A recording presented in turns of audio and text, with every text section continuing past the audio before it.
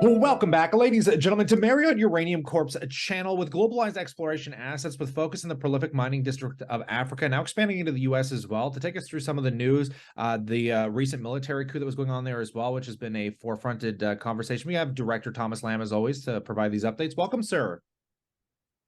Hi, Kyle. It's great to see you.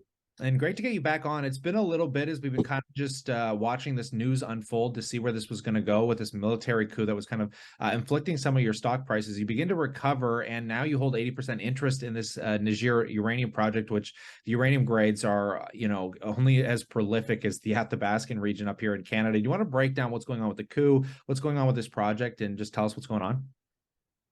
Sure, exactly. So Myriad has over 1,800 square kilometers in the Timor Basin in Niger. Niger is the place in Africa for uranium, has Africa's best uranium projects, highest grade, biggest deposit in Africa, second largest in the world. And so we're right next to those massive deposits on the same structures.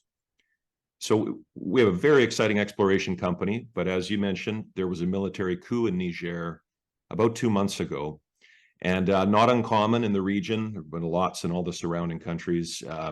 It always takes a little bit of time to stabilize, and then it's back to business as usual. Locally, the new Minister of Mines was involved in mining 11 years ago in the country and knows everybody. It's kind of a small elite. A bit of a transition to this new group. And exactly as you say, we've been waiting for things to stabilize, as they inevitably do, and then you get back to business. We've been waiting for that, being a little bit low key, along with our friends, the other Canadian companies, Australian company in Niger. And now we see things are stabilizing, and we'll be back to business in Niger in due course.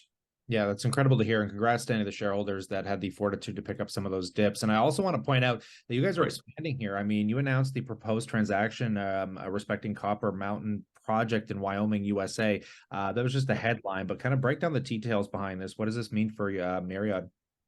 So in Niger, we have blue sky potential. Africa's largest and highest grade uranium deposits are there, and we're next door. And we could make one or even several world-class discoveries there. So that's the big blue sky potential for the future. In Wyoming, we have signed a letter of intent to acquire up to 75% of the Copper Mountain deposit. This has been a bit of a flying under the radar uranium deposit that was very exciting up until about 1980, when uranium mining in the US stopped. And this is pre-digital, so that all the records are on paper and files, etc. But it's a very interesting deposit that everybody's going to be really excited to learn about. So we're going to earn up to 75% of the Copper Mountain deposit, or Copper Mountain project, which comprises several deposits, including the Canning deposit. This has historic resource estimates. That's the way I have to describe it under our securities regulations. Has several historic owners all the way up to 1980. There's lots of uranium there. You don't have to put that, I don't know how to put that exactly within the confines of what we're allowed to say under 43-101. There's a historic mine there called the Arrowhead Mine. It produced uranium up to about 500,000 pounds of uranium. It's right in the middle of our license. Canning deposit is beside it. That's inside our license. Union Pacific Energy had a mine plan for the Canning deposit and actually build a leach pad and etc. And so there's a lot going on in here. It's an exciting uranium deposit. We can't wait to tell everybody about it.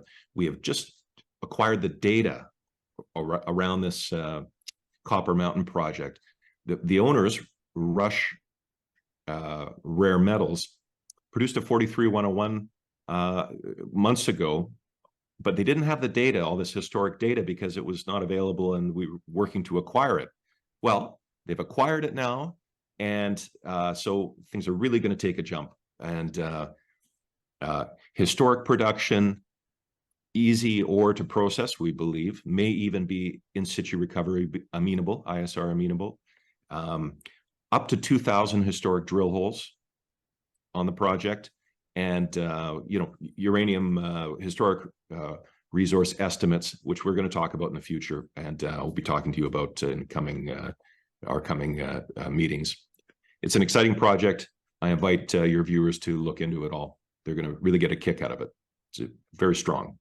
Yeah, when we come back, we're going to break all this down a lot farther, as you mentioned, but I'll pass that question off to the viewers. We'd love to know what you think about this. Very insightful conversation in that comment section below, and definitely consider subscribing because, again, as mentioned, as News Catalyst, all this comes into play. Of course, we're going to bring it to you here, but on that, we look forward to catching you in the next one.